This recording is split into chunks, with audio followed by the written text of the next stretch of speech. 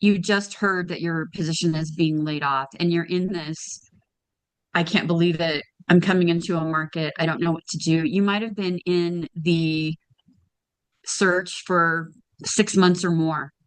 It does not matter. We're here to lift you up, to include you in authenticity and connectivity. And today, we're going to be focusing on the age of AI.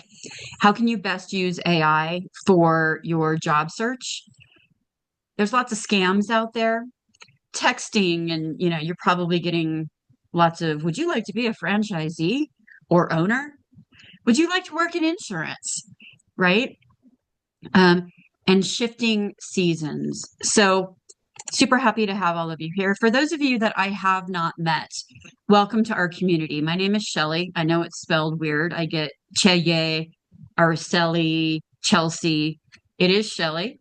I am an executive career coach. I'm currently going through a program for a professional coaching certification, and that means I have to have 500 hours of coaching. And I'm also a chief fractional talent officer, which means that I just landed a CFO role for one of my clients. I work in women's femtech. I work in different verticals. And those two hats allow me to have kind of a unique perspective on the marketplace. So would love to link in with you. My LinkedIn is there. Um, I basically coach leaders and companies to have more joy, success, and impact. We started this community back in 2022, like I've said, and we have helped over 6,000 people to this point, one of whom is now working with me as my partner. This is Adrienne O'Rourke. She is my event manager and operations guru. She supports me in a lot of the back end, making sure that you guys have what you need for all of the event management, helping to get the speakers. She has a master's in OD and change management. In front of me telling, say hi, Adrian. Hi, thank you so much for having me. Yes, I started attending Shelley's events in December, so about 6, 7 months. And then we had a great networking call after one of your events, and now I'm working with you. So I think it's just a really great example of networking really can pay off. It can take a little bit, but now I'm really excited to bring my event expertise and recruitment lens to this work to come up with some really great events for you all. So, open to any ideas you have, feel free to reach out and look forward to seeing you at future events. Awesome. Thank you. All right, cool. This market is crazy. So I want to let you know that I'm opening up some group coaching opportunities for different populations. And over the past 3 months, some of my personal friends have been like, can you work with my son or daughter? They're looking for an internship. They're a recent grad and they can't get interviews. I have a emerging leader that's like 2 years out, found a job, but is totally unhappy and is living in the parents' basement and doesn't like adulting.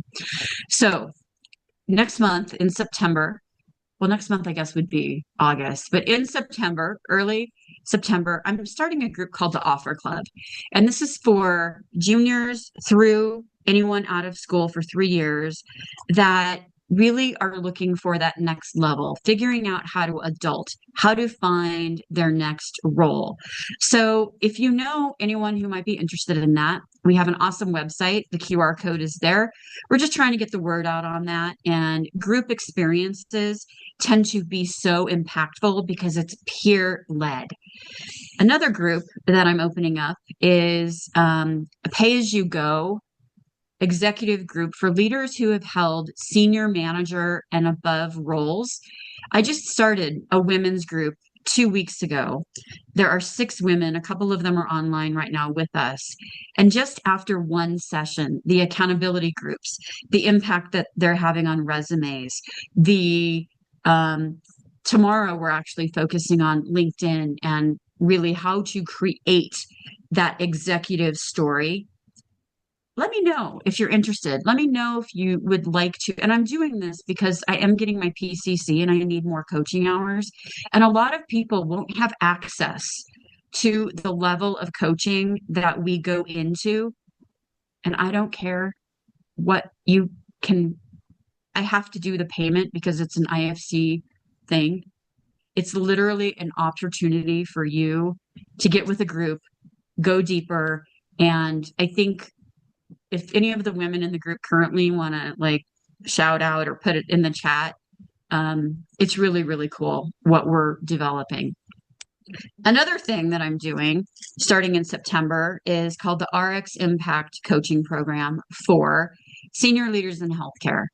And group coaching is something that has really been so impactful to me as I started my business. I've been part of masterminds. I've had business coaches. I have been part of Vistage, which is the biggest CEO and key groups for middle market and middle market companies.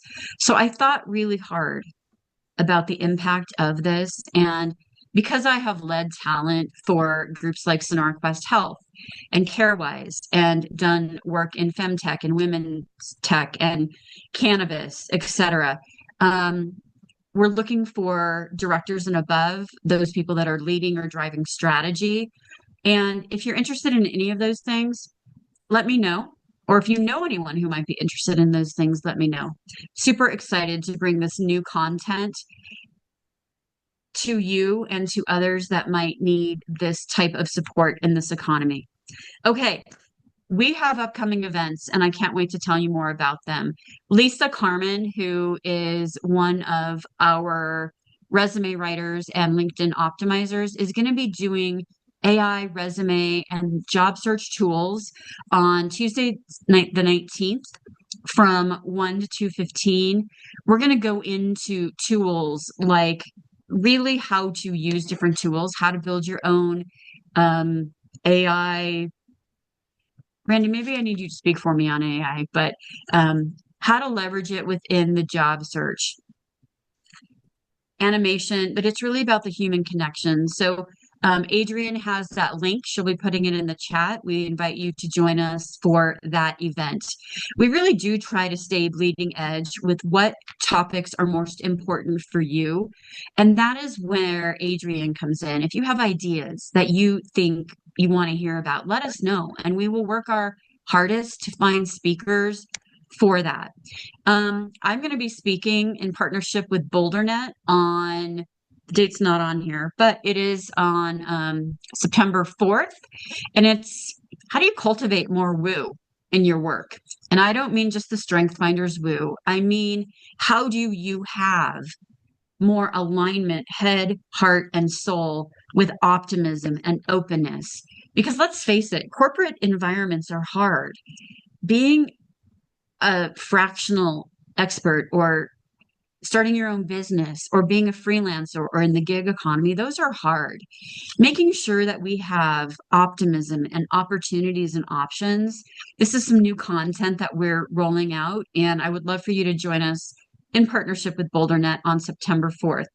We just heard that we got accepted to Colorado Startup Week as well.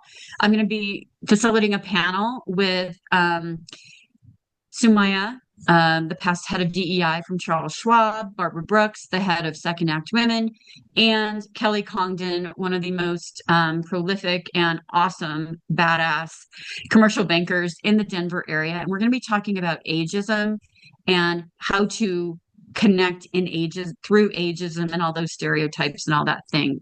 So something that you definitely need to put on your calendar. Denver Startup Week moved to Colorado Startup Week. It happens from September 15th through the 18th. There's tons of great events. Find out what's going on in the startup ecosystem, what companies are looking at. So we are super excited and honored to be our community. This is the third time we've been accepted to speak at Denver Startup Week.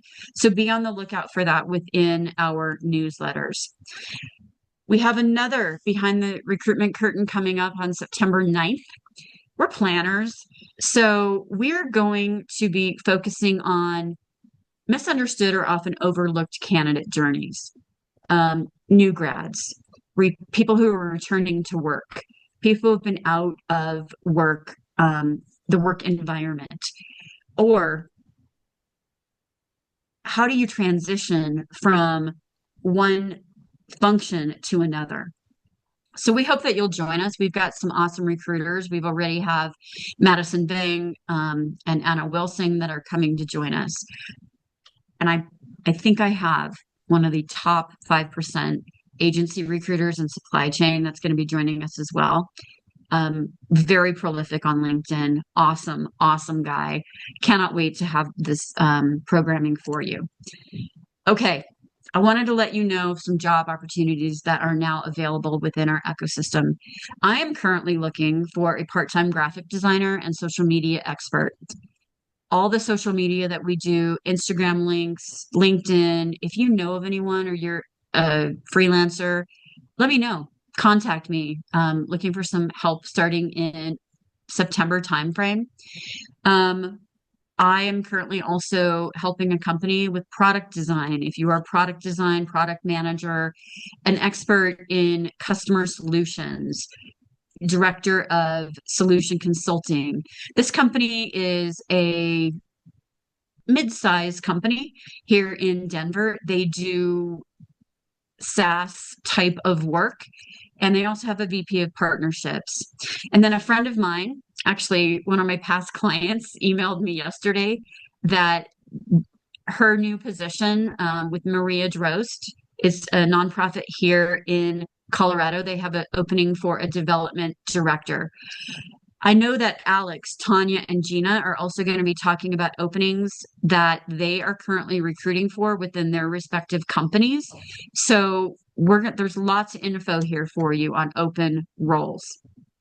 Sound good? How we doing, everyone?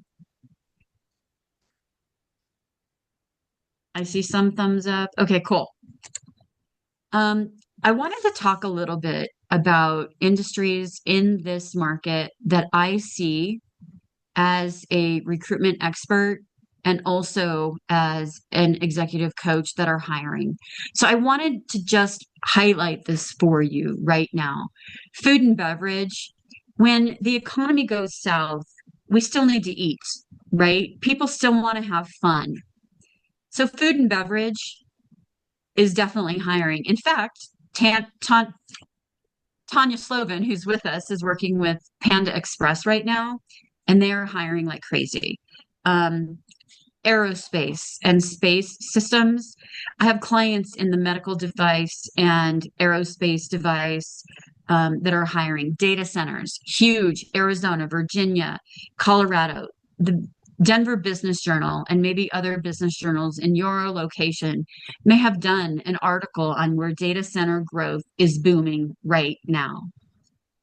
AEC, which means architecture, engineering, and construction. You're going to hear more about this today from Alex Lang. They are hiring the trades, airports, DIA in our own backyard is hiring and booming like crazy. Did you know that DIA is bigger in land size than San Francisco and is, I think, the third, and I may be wrong here, but second or third most busy airport.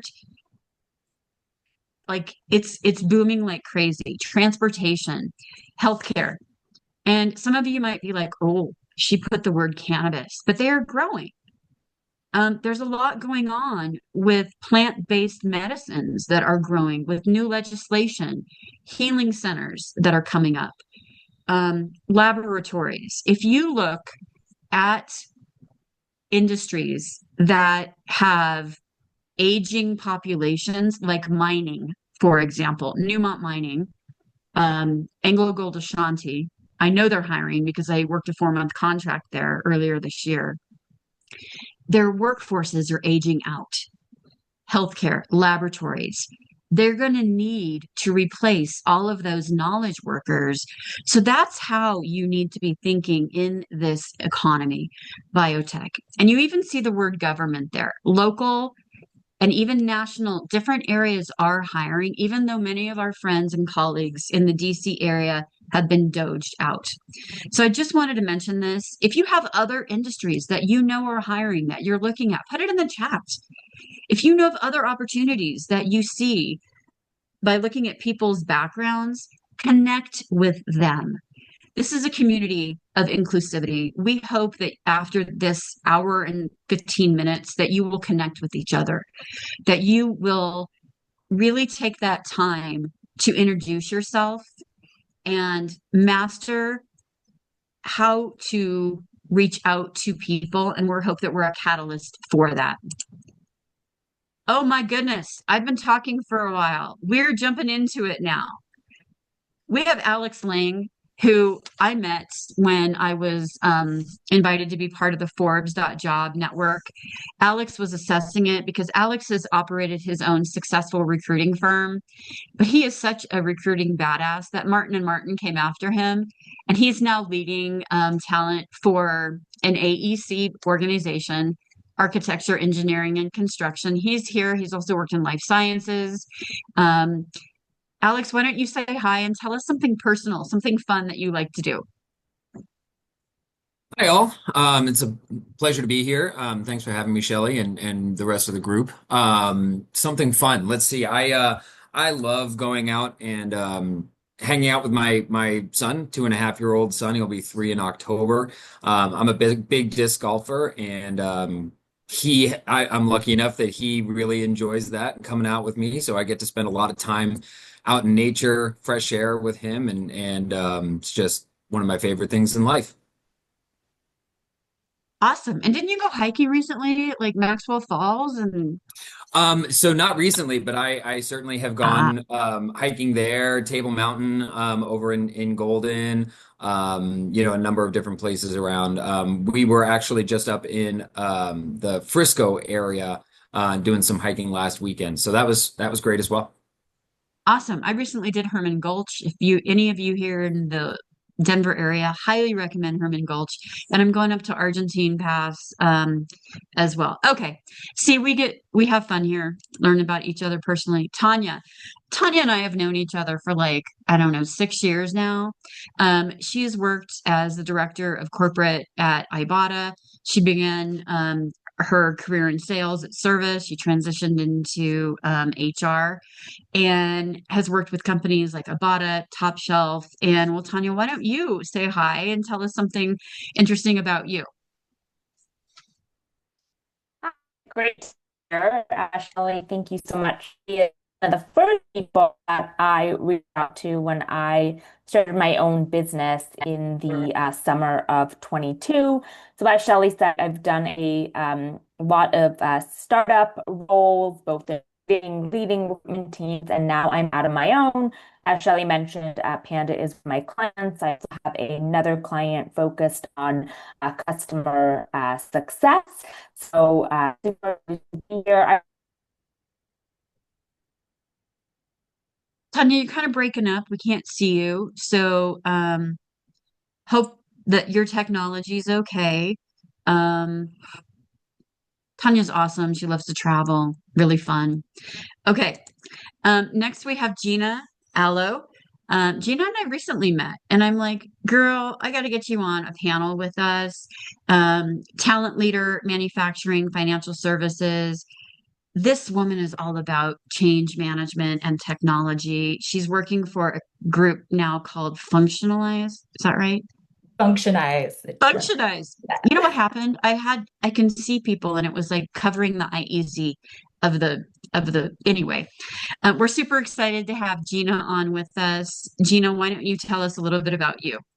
Yeah, hi everyone. So great to be here. And I know today we're going to talk a lot about networking, as Shelly mentioned. I was corporate talent acquisition for many years, leadership roles, and made the decision to go off on my own and consult.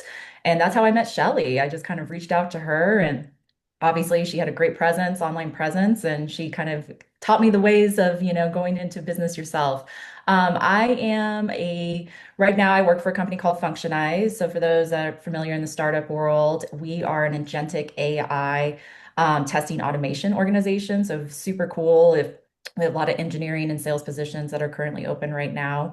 And then something about myself. So, I love to travel. My husband and I, we moved to Colorado. We've been here a little over 2.5 years now. I'm based in Colorado Springs, and most recently, I love to get out and hike, especially summer is my favorite time here. If anyone is in the Colorado area, we went and did the Royal Gorge Train. So if anybody's familiar Ooh, with that, fun. super cool. Highly recommend it. And I'm actually traveling this week, but if I was at my home office, another thing, more of my nerdy side is I love to after work, I love to build Legos. So if you're ever on a call with me, I'm in my home office, you'll see all my Legos behind me. That could not be a better transition into, are you guys ready to geek out on what's behind the recruitment curtain? You good? Am I waking you up today? How's the energy? Cool. All right, cool. Let's get into it. All right. We want to start with AI tools, friends or foe. Now, in preparation for this call, the Alex, Gina, and Tanya and I had this really fun animated conversation around all these topics. Again, we're going to tee up the topics for you today, but if you have other topics, we have extra time. We want to see what is really on your mind. So, Gina, I'm going to start with you on this one. AI tools. What do you recommend? Friend, foe? What are you thinking on this one? Yeah, I'm a huge fan of AI. I think all of us, some people get a little intimidated because you think you might be further behind. We're all learning this together.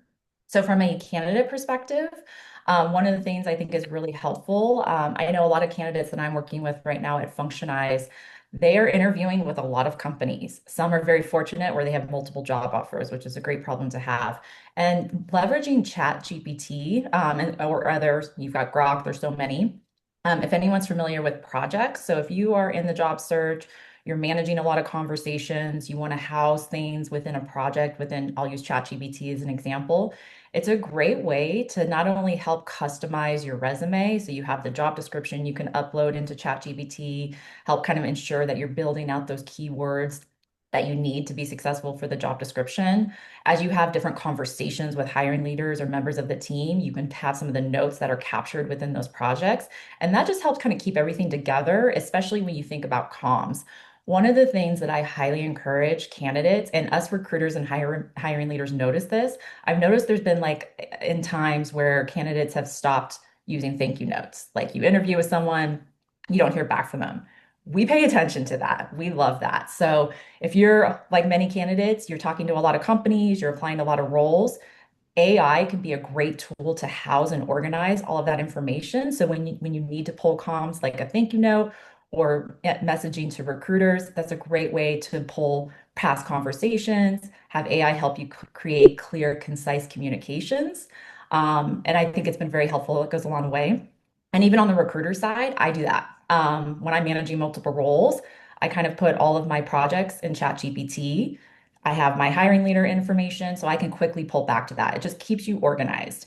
I think one thing with AI is you never want to lose your tone. So with AI, if you're new to AI, it takes a little bit of prompts to really kind of get your tone and your messaging out, but it's a great tool to kind of keep you organized. Tanya, how about you? What are your thoughts on this?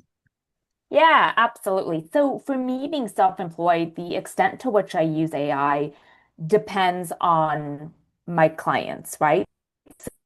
With Panda and ESG, the customer success organization that I support, I utilize their tools. So, for example, with Panda, we have an ATS where the AI assistant helps us with initial recruiter screen scheduling. So that is super helpful.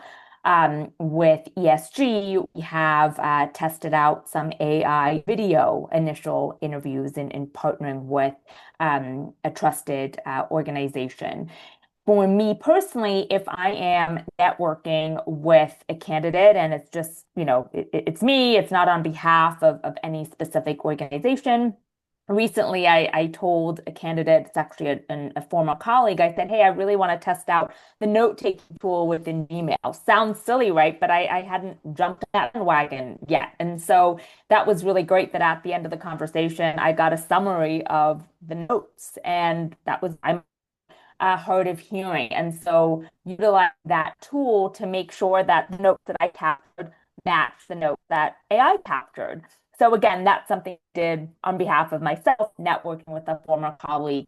Another aspect that I made that I know that this is very much a hot button topic on LinkedIn. As recruiters, we review resumes with our own human eyes. I have never personally worked with a tool that is weeding out resumes without humans reviewing them first. There may be knockout questions in an application. So maybe a specific role requires in office or requires you to live in a certain location. And depending on how you answer that question, maybe you'll get knocked out and receive a decline email prior to the recruiter reviewing your resume. But when it comes to what's in your resume, keywords that are going to make or break you, except for when be attracting, a recruiter based on some of the keywords in your resume because it matches the job description. But again, it's a human reviewing your resume, determining if we are moving you forward the initial recruiter screening. It is not AI looking for keywords and knocking you out of the process. So wanted to make sure that I mentioned that. Again, I see this on LinkedIn all the time and wanted to assure you that, again, to Gina's point, optimizing your resume is important because recruiters. I think we lost her. Did we lose Tanya? Yeah. I'm sorry to hear that. Okay, Alex, your turn. Yeah, so I would echo a lot of the things that Tanya was saying. First off, the idea, and it is I would say a fairly vicious rumor that has permeated not just LinkedIn, but any other job seeker platform that I've come across, and a lot of my own personal friends even have come to me asking about this.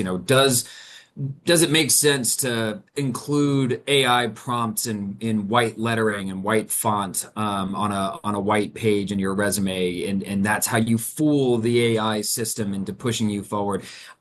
That's frankly just not something that exists at this point. As Tanya said, there are certainly knockout questions, and that is human control. I mean, humans are inputting those questions. They're dictating what answers are acceptable and aren't. And AI is 100% not reviewing resumes. It's just not something that AI can do at this point, or at least not in a cost-effective way that makes sense for really any company to employ. So, when I talk about AI with job seekers, I discuss it as a tool, which is frankly what it is at this point. There are benefits to using things like ChatGPT to rewrite a resume to be more results focused as opposed to operations focused in its language.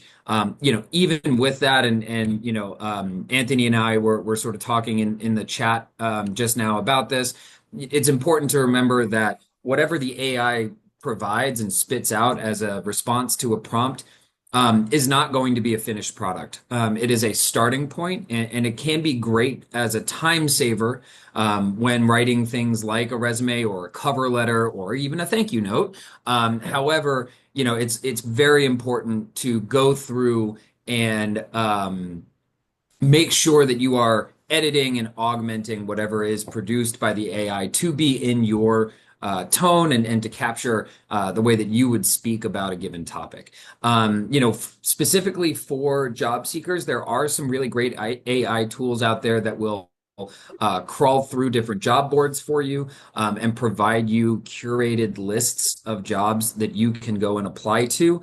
I believe I can send some out to this group after the fact, ones that I've heard about in the past and know folks who have used. But again, it's not doing the I would say the most important work for you.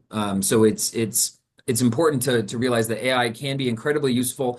It is not at this point working against you in any way. And as long as you can go in and really utilize that and harness that tool, it can make life in some ways much easier.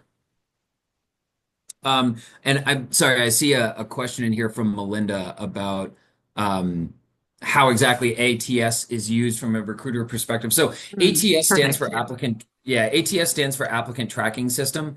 It is the platform that when you apply for a role and you send your application in along with your resume, that application is landing in an ATS.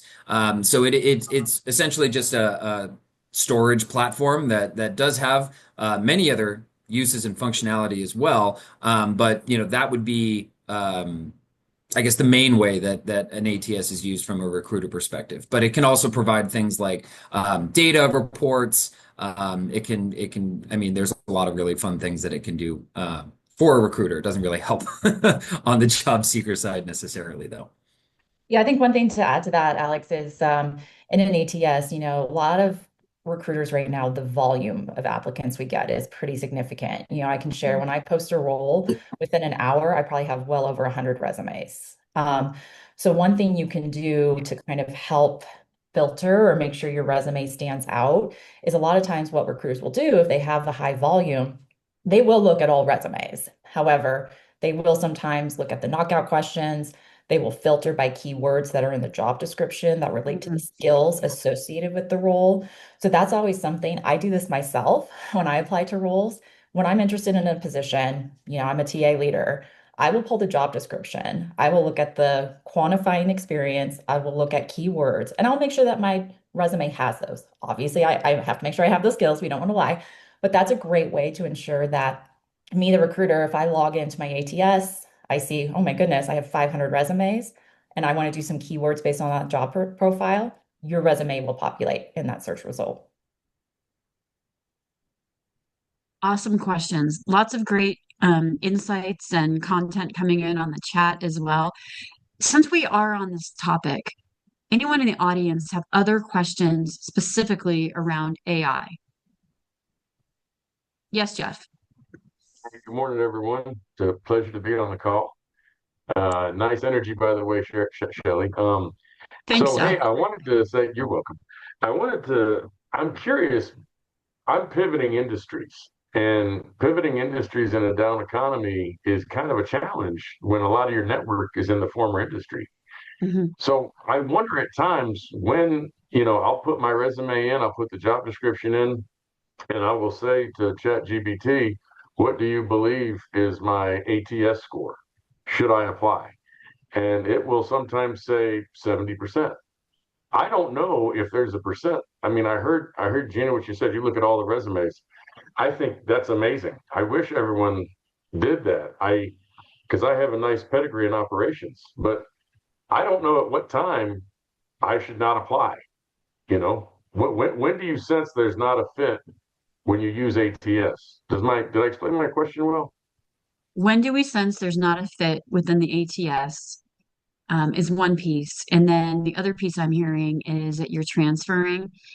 Maybe how do recruiters look at people who are not directly aligned with the position and they're from a different industry? Am I hearing you correctly, Jeff?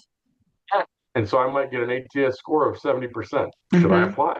Because I don't think they look at every resume. I mean, I've been on LinkedIn where, I've applied in the first couple of days, and then a couple of days later, they've got 700 applicants. I'd be surprised if they're looking at 700 resumes. I'm not saying, maybe there's a team. I just know when should you not apply to a job? And Awesome. when you're using AI, when's it a waste of time? Who on our panel would like to take that one?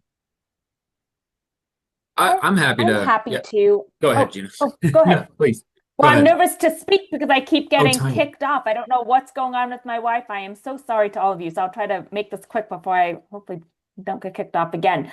Um, yeah, look, I think in a tough job market, you know, recruiters might be looking for pretty specific sets of experiences and skills based on what the hiring manager is looking for. And so that can be tough. I would recommend, looking for the recruiter, looking for the hiring manager on LinkedIn, even if they have decided that you're not the right match for the specific role that you applied for, getting them one-on-one, getting them live for a 10 or 15-minute conversation. I think you'd be surprised. Not everyone has the time to necessarily prioritize networking conversations with prospective candidates on an immediate fit or an immediate role. But I think you'd be surprised that many are willing to maybe schedule something a few weeks out so that you can stay on their radar for future opportunities and try to share how your experience aligns, even if on paper there isn't a perfect match or a close to perfect match. Nice. Thank Yeah. you, Tanya. Alex. Yeah, I'll just sort of augment that and add to it and say good recruiters are going to be able to do exactly what Tanya just mentioned, right? And identify that, hey, this person might not be a fit for this specific role, but would be a fit for others that we either have open now or will have open in the near future.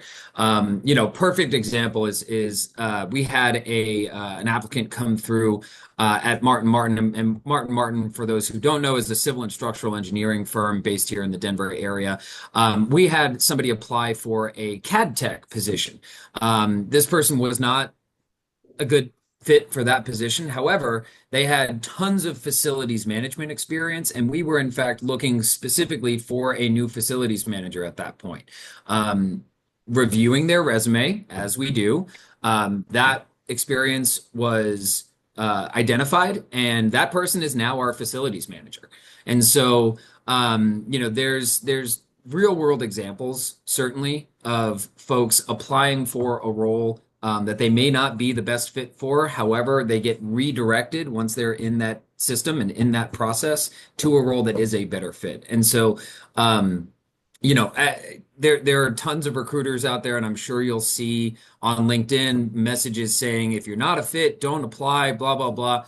Listen, if you feel like you are a fit for a role, if you hit 7 out of 10, 6 out of 10 boxes, send out an application. It takes some time, certainly, and hopefully a company's application process isn't so time consuming that you are unable to get through it in a reasonable amount of time. But it never hurts, and certainly can lead to other opportunities. What So would you say is that's a reasonable amount of time, like an hour or two, or Oh how gosh, long I should an would say a application reasonable amount take? of time is 15, 20 minutes or less. There you There are a lot of companies out there that have incredibly like challenging applications with all of these, text box questions. There's certainly something, I'm sure that there are proponents of that out there. I am not one of them. I would say that, for myself and certainly for Martin Martin as well, candidate experience is a huge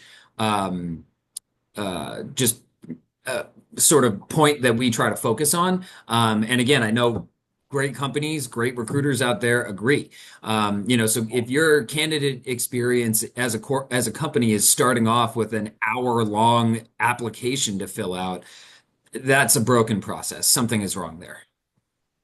I think we all would agree with that. There's a couple other things that I want to just highlight from this particular conversation.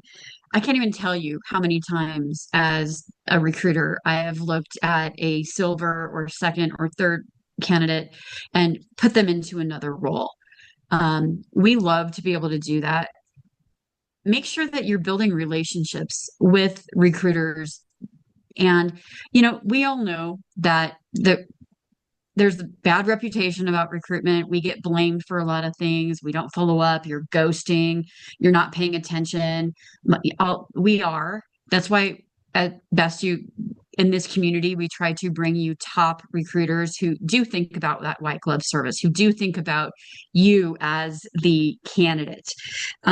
So make sure you're sending out thank you letters to every single person you're interviewing with, because in that relationship, you never know. One of my clients right now, in management consulting, he interviewed with a company. He got to know the talent manager, and they have contacted him several times about different positions within the company.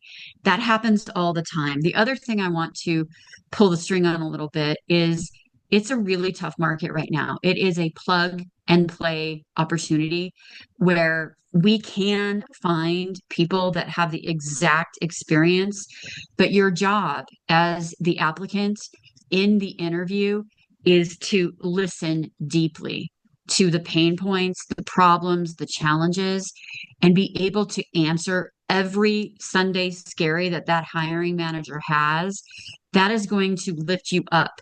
The professionalism of following up with a thank you note, solving the problem, even leaving. We're going to get into some of this as we go to give you more insight to how you can stand out. But at every part of the recruitment process, you are Look, looking at how you can solve the problem of the hiring manager. So, with that in that's mind, I'm going to continue with our topics. And our next one is summertime hiring really slower? And Gina, I'd like to start with you on this one. What do you think? For the company I'm supporting right now, we are rocking and rolling. So nothing has slowed down. Now, in my experiences, we usually have roles that we prioritize every quarter. But I think the one thing you can think of is don't look at hiring as like, hey, I've got to apply on the X date, otherwise it's going to be a lull. I think that networking piece of really just being strategic in your search, you're really identifying early on the types of companies, the types of roles that you want to target. Start making a short list. Think of it like a sales aspect, right? Like, hey, this is my profession. This is what I love to do. These are the types of companies I want to seek out. Start doing your research early on, connecting with people within those organizations, going back through your contacts and seeing, hey, who do I know, either from past colleagues, friends, family, church, whatever it may be, that works at these organizations, and start making those connections. I will share with you in my experience, the last 10 years, every job I've received has been through networking. I've applied as a formality, and it's because I took that time early on. And I think it's in this market right now because it is very competitive. Recognize that it will take time. You don't just send that note in LinkedIn and all of a sudden you have a job tomorrow, right? You've got to really farm that relationship, stay on top of mind, and it will come. So it's like that patience is key, that persistence is key. So that's the one thing I see is that right now, a lot of companies are hiring. Shelly gave a great list earlier on. Farming those relationships will really help you get that role. I can't even tell you how important that topic is because the hidden job market is real. Um, I've had 5 clients who have landed roles, and it's all been through networking, sending out the right communications, showing that executive presence and that level of professionalism. So I'm putting in these nuggets for all of you because how you show up matters, definitely matters. Alex or Tanya, any other insights on this one from your perspective? Oh, I'm happy to jump in. Awesome. Yeah, so again, I think that at this in this day and age, the idea that there's a summer slowdown, it's sort of an outdated kind of idea and practice. I can tell you, speaking again from just personally, we're doing a ton of hiring. Doesn't matter if it's summer, spring, fall, or winter. If we have open roles to fill, we have open roles to fill, and I know we're not the only ones. It's I think it's industry driven to a degree. Mhm. Tech, for example, right now is frankly having a hard time. There's been a lot of layoffs that have happened. There's been a lot of sort of cleaning house and correct course correction from over hiring that was done throughout COVID. And so, again, depending on what space you're in and what you're looking for, it may feel like there is this seasonal slowdown. But again, I would say if you're able to step back and look at things at a more macro level, it's some more of a sort of ebb and flow that isn't seasonally driven. It's work driven. And the point that was made about making those connections, reaching out to folks, getting connected with recruiters and other leaders in various spaces. Uh, you can't overstate the importance of that. Um, it is, I think, more true than ever before that getting connected and getting involved with new opportunities is more about who you know than what you know. Certainly if you are an industry leader, in your respective space, you're going to get interviews, you're going to get phone calls. However, I would say that if you're an industry leader, you're probably also well connected in that space and people know who you are. And so that is, again, that kind of recognition and branding, although I hate to use that phrase, is pretty important these days. And so, LinkedIn certainly, blogs aren't such a big thing anymore, but producing some sort of content that allows folks to kind of get a view into your own expertise and your own knowledge base can certainly be effective. And again, just connecting with folks. Anytime you pull up a job on LinkedIn or even Indeed, some of the other job boards, oftentimes there is a managing connection there. Somebody's profile or name is posted alongside that.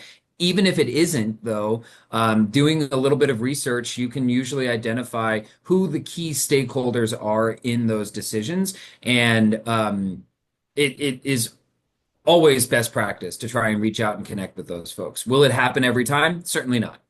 But it only takes one. Some of, to summarize some of that, some of the points that Gina and Alex made is you are in sales right now as a job seeker. You have to be mentally fit, spiritually, and that's hard in this type of environment.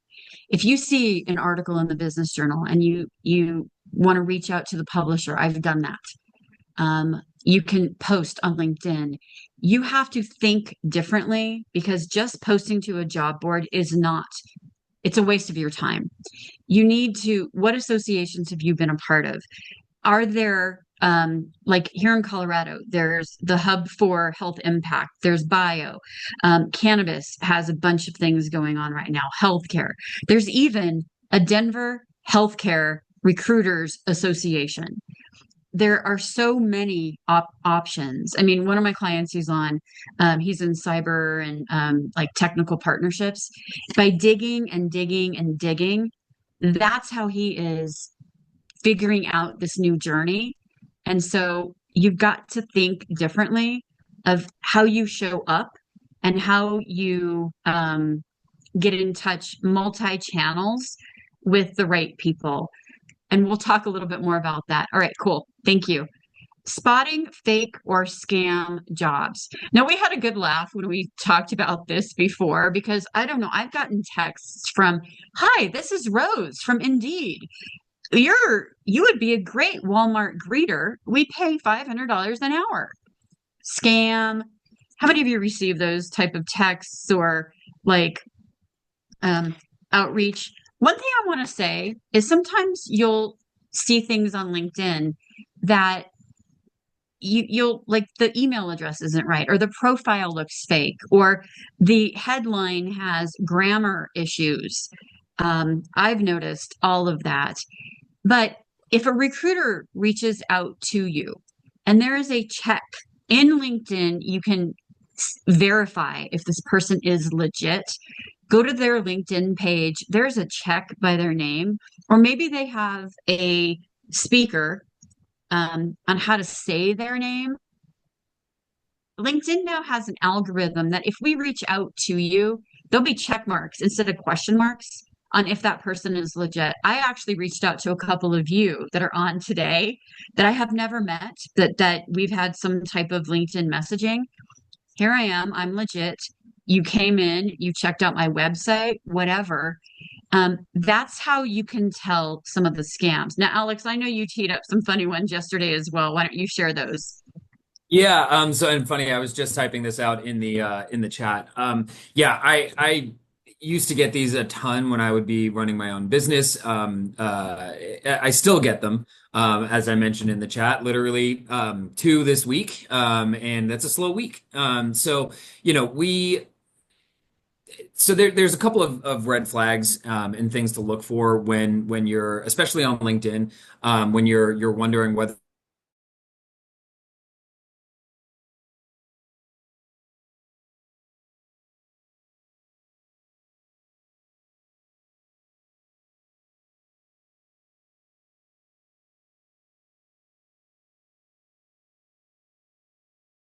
blaring neon red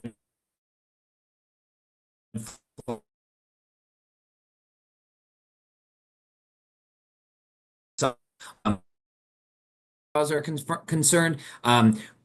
Some of the easiest ways to spot a fake LinkedIn profile are is the profile picture does is there that person's face not in the picture? Are they turned away? Or is it just, a picture of just an office or something like that?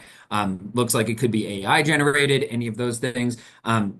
You can always do a reverse Google image search, which is what I was just typing out in the chat. So you just drag and drop it into a reverse Google image search. In fact, this week, again, this just happened to me where somebody reached out. They had very few connections. They had very bare bones kind of profile that didn't have any history, no education. Again, just tons of yellow and red flags going off. I did a reverse Google image search, and their profile picture was lifted from a different person's Pinterest profile, different name, different everything. And so it became obviously very apparent very quickly that person was not legitimate.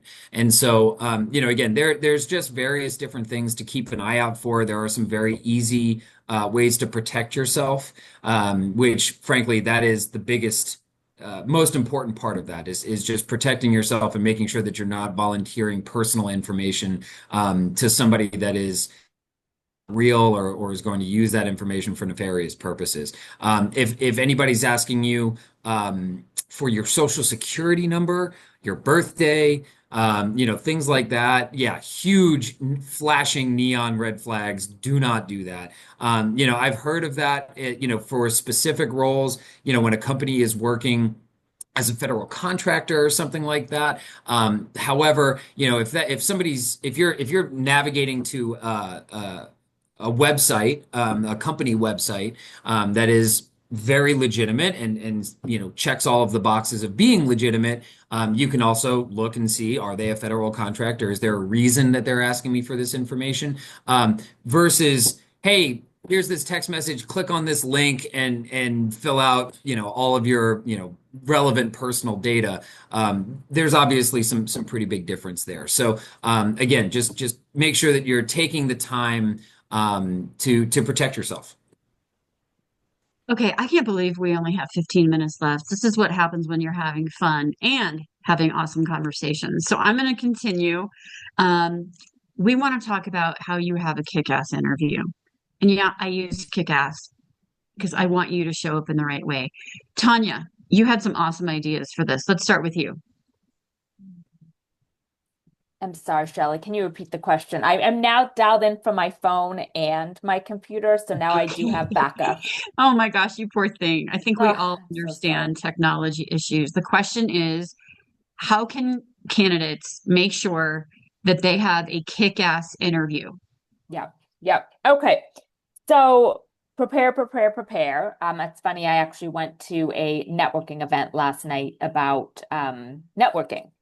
And they talked about how, athletes train, musicians rehearse. So why do we show up to networking events and just trying to wing it? Why do business professionals wing it? And I think that can be very relevant to the interview process as well, right? So in addition to looking at who you're going to be meeting with, looking at their profile on LinkedIn, getting to know them and being able to reference maybe some of what you have viewed in the interview, that will be important. And then really being able, of course, to highlight what you've done. My personal preference is being able to provide specific examples that highlight your work experience. And so being prepared with examples. So they may say, tell me about a time when. What has been your biggest accomplishment? What has been your biggest challenge? And rather than kind of sharing more general information, oh, that's a daily occurrence for me. Everything is always challenging. I'm trying to fight fires, day in and day out. Come up with a specific example. So if you can take some notes, have a page of examples. What have your wins been? What have some of the mistakes have been in your career that you are comfortable talking about? Have specific stories. Be concise, be precise, but have specific examples that you can share. And if you write those out, chances are you're going to get a question that one of your stories or many of your stories will fit the question perfectly. And then being prepared to have a couple of follow-up questions as well, I think will be important also. And then to Shelley's point, sending, a thank you follow-up is always appreciated. I mean, it's not a necessity, right? But it's really appreciated.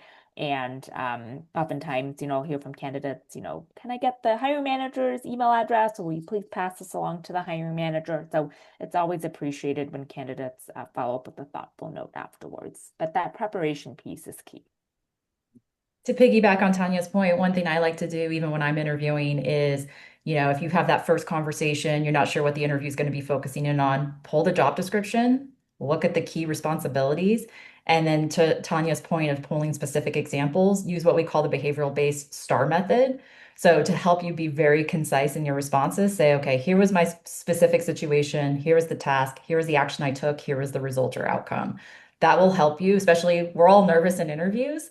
It's helpful just to keep you on task. And that way that preparedness really shows up for the recruiter, the hiring leader, and it's very much appreciated.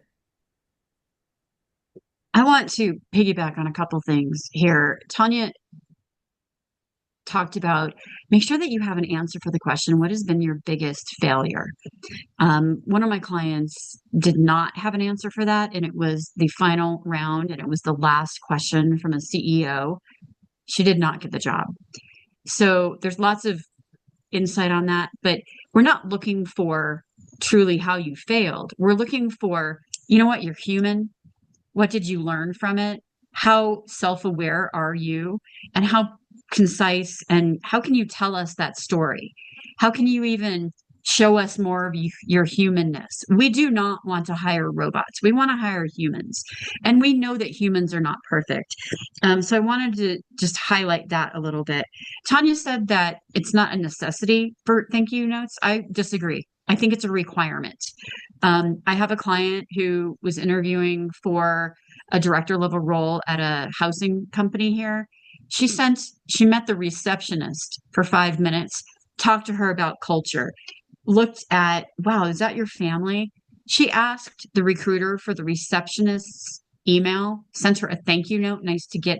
She continued. She didn't get the role because it is a plug and play market, but she had not interviewed in 9 years. She got second runner up because of how classy she was when she showed up. So my hope is that you can not just have kick-ass interviews, but that you can have kick-ass professional presence.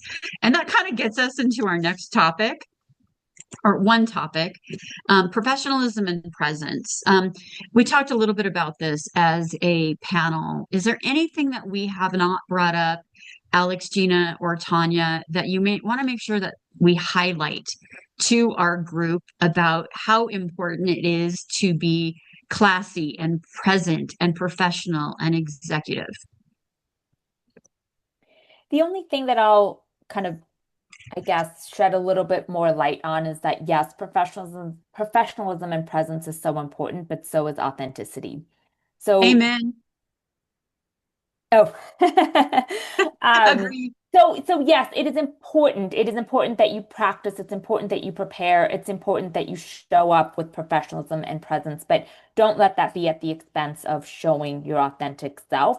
It's okay to be a little bit vulnerable. It's okay to highlight who you are. The hiring team wants to get to know you also. And so don't just regurgitate answers. Don't, kind of make sure you're just sitting there and, saying what you think the team wants to hear. Make sure you're being authentic.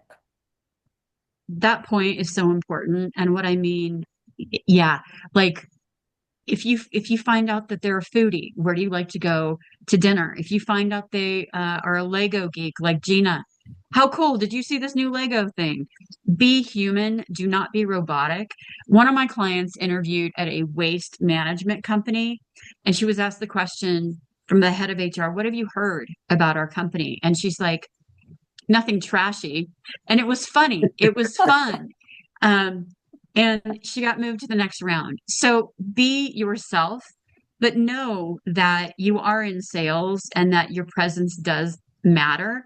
Gina or Alex, anything on this that we are missing or that we have missed throughout the conversation? So you just brought up a really great point, Shelley, in that you want to be yourself. I think that there's preparation is key. As famously said, failing to prepare is preparing to fail. And so that is doubly true in this situation. However, as also was mentioned, you don't want canned responses. You really want your responses to any questions to be authentic, and to genuinely represent who you are. Now, it's important to keep in mind you're working with, if say you get this job, you're working with these people for probably a minimum of 40 hours a week. It could be 50 or 60 some weeks. Do you want to spend all of that time being somebody who you're not? Um, Exactly. Probably not, right? That's not going to work out one way or another. Either you're going to get tired of putting on this mask, or the mask that you have on is going to fall, and suddenly it's not going to be a fit for some reason anymore. So it's very important to be authentically yourself. I also tell folks, and this goes for both sides, whether you're the interviewer or the interviewee, it's important to try and identify areas of commonality. Not only do you want to represent yourself as a technical fit, you want an interviewer, frankly, to like you, and that is a personality thing, right? And so it's also important to remember not all personalities mesh, right? Sometimes it's oil and water, and that's okay. That's knowing what roles and what companies and what jobs aren't a fit for you is just as important as knowing which roles and companies and teams are a fit for you. Going back to what I said again, if you're working with a group of people for the majority of your waking life, do you want that to be a group that you're not identifying with and not, comfortable in? Probably not. I know that having a job is certainly better than not. However, again, do you want to be miserable in your work life, or do you want to enjoy that? Probably the latter. And so, again, being semi-formal, I would say, is a good way to go. Sort of being not being super tight, and allowing yourself a little bit of air is incredibly important. I just want to add one topic to this. As you get through the process, for example, you apply, please don't hit easy apply. That is like lazy. Go to the website, apply on the website, then try to figure out who the hiring manager is, the recruiter is. The recruiter, even if it's not the right recruiter, might know the right recruiter because we can look up in the applicant tracking system who our partners are and say, hey, this person's message to me was really witty and showed good business acumen. You might want to take a look at this. Leveraging your network like this one. A friend of mine, Total Rewards, director of Total Rewards, she saw that I knew the head of talent at a local laboratory. She got a call within an hour of me sending a note so make sure you're connecting. Communication channels, in the beginning, when you're starting to get to know, LinkedIn is good. We've had some great chat around that. As you get further into the process with the recruiter, is it okay to text? Is it best? What is the best communication channel for you? Would you prefer I email? So just ask those questions. And would you rather me do a phone message, or is it okay to leave a LinkedIn voice message, so that the hiring manager can actually hear your enthusiasm? Get a card, and cards are still a thing. I know that they can be QR codes or like LinkedIn or whatever, but these are all ideas for you of how to stand out, but still have that presence and authenticity. Can I make one comment on that? Giddy up. If you are going to text the recruiter, please make sure you let them know who you are. Because even if we have called each other multiple times, I likely have not saved your phone number. And so if I get a Yeah. text and then I have to do some research, figure out who this is, if you're not going to tell me who you are over text, then it's just better to email. I'm okay with text, but please let me know who you are. Could not agree more. Okay. I cannot believe we're ready at 9:40. We have like 5 minutes. Unbelievable. This is why I hope you guys are having fun. I hope you guys are getting lots of, we're going to keep going off of this one, making your experience stand out. If we already haven't talked about that, what channels do you use? How do you use LinkedIn? I'm going to actually take us off presentation, stop the share, and just open it up to the community since we have 5 minutes. What burning desire questions do you have that we can answer for you?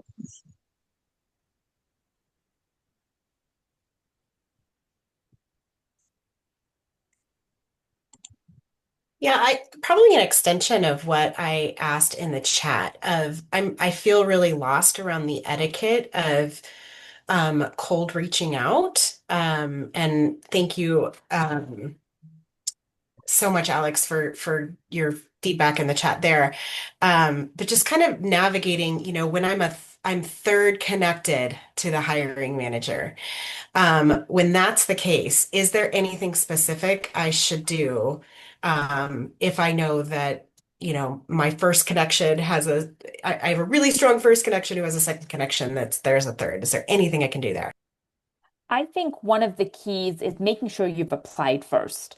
Because if you're already in the system and then you reach out to the hiring manager, they can very easily forward your message to the recruiting team and say, hey, who is working on this? Or I know who is working on this. Can you please check out their resume and, let's make a decision on whether to move that person forward. So I'm not saying all hiring managers are going to do that, but throughout my career, so many of them do take those outreaches seriously. But just make sure you're already in the system. Make sure that you have done that work, you've already applied, and then you're reaching out either as a follow-up on your application or I'm super excited. Let me know if you require any other information. I hope to hear from the team soon. Something pretty simple. And then if you do get declined or it's been a while and you still haven't heard anything, it's okay to follow up with someone else or request, like I mentioned before, a networking conversation. Again, not everyone is going to have the time or, recruiters get a lot of messages, but you never know. Someone may be willing to talk to you. Yeah, and along those lines, if you're trying to connect and you don't have that first or second degree connection, take a look at their profile, see what they've posted recently, commented on, and reference that. That could be a good way to connect in. So it's not just so cold. It's like, hey, I saw your post on XYZ. Love to learn more about that. Whatever that might be, that can sometimes move the needle. We have a couple questions in the chat. How detailed and or adjusted should your resume be for each job you apply to? Should each job get its own resume? I was just typing out a response to that, so Okay. I'll jump in here. So you certainly can update your resume and have a specific resume for each job you apply to. That is, frankly, an incredibly time-consuming and tedious process. That can be made a little bit easier with AI tools like ChatGPT. However, I don't know that I would recommend going that specific and changing your resume for every single role that you apply to. I would say that if there is, you could have industry specific resumes. So if your job function applies to different industries, like as a recruiter, right? I've obviously now, well, maybe not obviously, but I've worked in multiple different industries over the course of my career. And so I could create an engineering resume, a tech resume, a cannabis industry resume for that matter. But I think that there's a sort of it's a level of personal comfort and however much effort you want to go into. I think that it's important to consider which industry and which role you are applying to with your resume. And so I think some tweaks and some changes, can be good to make. But doing a whole rewrite of your entire Mm-mm. resume for each job, I think Mm-mm. that's a waste of time personally. Yeah, Shelley, it looks like you agree. I think that that's just What going too far. Yeah, what I would say is you have a master resume, but you also have a database of stories and accomplishments from other verticals or industries where you can plug and play. Like, I like to see a summary with selected accomplishments. That top half of your resume is prime real estate that the recruiters are going to look at, that 3 to 7 seconds that we take. You can look at selected accomplishments for uh, tech, selected accomplishments for operations, selected accomplishments for nonprofit, transferable skills. So can you guys believe we're already out of time? So how many of you had a good experience here today? Okay, that is our hope. We welcome you to all of our webinars. I want to say thank you to Alex and Gina and Tanya for their time, their effort, and their authenticity to come and help our audience to be better, to have kick-ass interviews. If I can personally help, I am an executive coach and recruiter. Please reach out to me.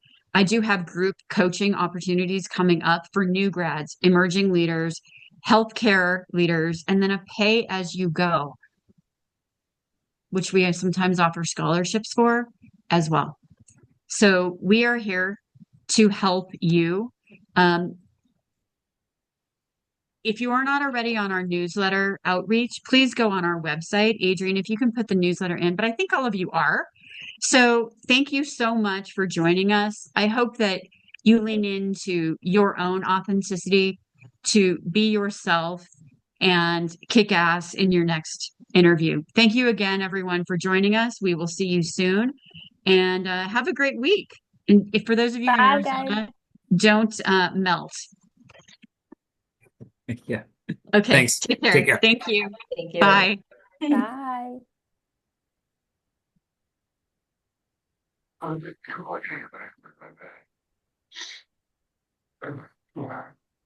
Tanya, sorry you were having